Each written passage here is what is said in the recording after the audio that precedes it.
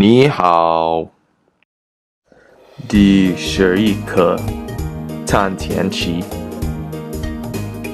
2016年10月31号。现在是冬天，昨天不下雪了。今天的天气比昨天冷一点。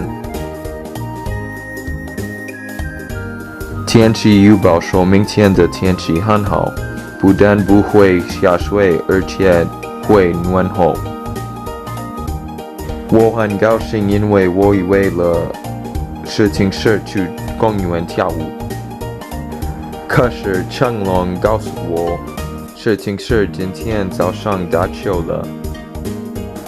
我不知道，成龙让我在家看电视。第12课吃饭。2016年11月16号。我和我的朋友去一家中国饭馆吃饭。饭馆的人很多。我先点了一盘饺子。我告诉服务员饺子要放味精。我的朋友点了3盘家常豆腐。除了饺子和家常豆腐以外，我们还点了2碗米饭。服务员问我们喝点什么。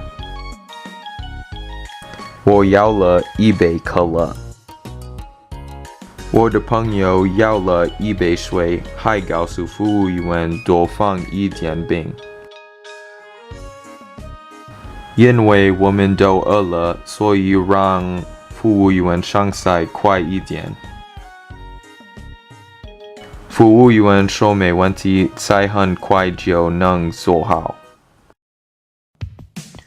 第15课看病。2016年12月1号。我的哥哥上个星期过生日，我把没吃完的蛋糕放在冰箱里。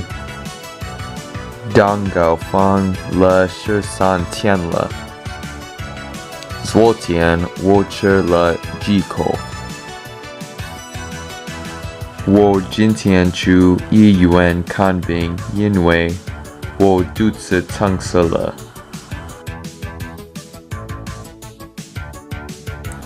我的医生给我检查，说我是吃蛋糕把肚子吃坏了。